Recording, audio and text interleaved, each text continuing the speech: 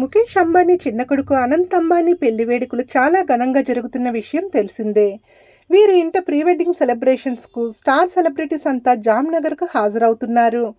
చాలామంది బాలీవుడ్ హీరో హీరోయిన్లు పాల్గొంటుండగా టాలీవుడ్కి చెందిన మెగా హీరో రామ్ చరణ్ మాత్రమే తన భార్యతో కలిసి ఈ వేడుకల్లో పాల్గొన్నాడు.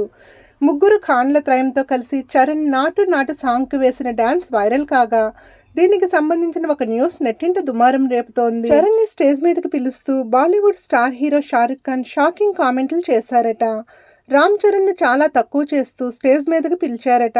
అది నచ్చని ఉపాసన మేకప్ ఆర్టిస్ట్ జబా హాసన్ అక్కడి నుంచి వాకౌట్ చేసినట్లు చెప్పుకొచ్చింది. షారుఖ్ ఖాన్ ఇడ్లీ వడ అని రామ్ చరణ్ను వేదికపైకి పిలవడం తనకు అస్సలు నచ్చలేదంటూ, సౌత్ హీరోలు ఎవరైనా బాలీవుడ్ హీరోలను వడాపావు భేల్పూరి అని పిలిస్తే అగ్రీ చేస్తారా అంటూ సోషల్ మీడియాలో ఒక పోస్ట్ను షేర్ చేసింది జబా హాసన్. ప్రస్తుతం ఈ విషయంపై షారుఖ్ ఖాన్పై మెగా ఫ్యాన్స్ మండిపడుతున్నారు.